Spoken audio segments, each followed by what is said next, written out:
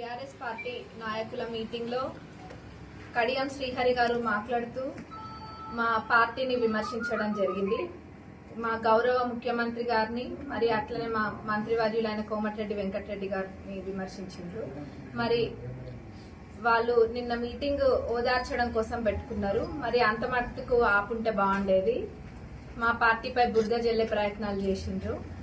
Party మా ప్రభుత్వం ఏర్పడి నిండా 2 నెలలు కూడా కాలేదు, అప్పుడే మా పార్టీ పైన బురద జల్లుతున్నారు. మరి గత 10 సంవత్సరాలు ఏం చేసిండ్రు ఆ పార్టీ వాళ్ళన్నది మేము కూడా ప్రశ్నిస్తాము తప్పకుండా.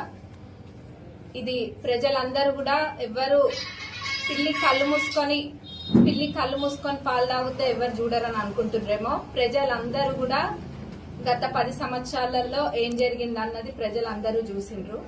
అందుకనే మరి వాళ్ళ ఓటుతోటి బుద్ధి చెప్పిండ్రు ప్రజలు. అయినా గానీ ఆగట్లేరు. ఎందుకంటే వాళ్ళకి మరి ఫ్రస్ట్రేషన్ అనుకుంటా, ఓడిపోయిన ఫ్రస్ట్రేషన్ తోటి ఇవన్నీ మాట్లాడుతున్నారు. కానీ ఇప్పటికే మా ప్రభుత్వము 2 పథకాలను అమలుపరిచింది. అది కూడా ఇప్పుడు ఒక అప్పుల కుప్పలాగా ఉంది మన రాష్ట్రం. అయినా గానీ వెనకడుగేయకుండా మా పెద్దలు ఒక 2 ప్రవేశపెట్టింది ఇప్పటికే. మరి రాబోయే రోజులలో ఆ మిగతా గ్యారెంటీలు కూడా తప్పకుండా ప్రతి ఒక్కటి ఎన్ని ఇబ్బందుల్లో ఉన్నా గానీ ఎంత కష్టం వచ్చినా గానీ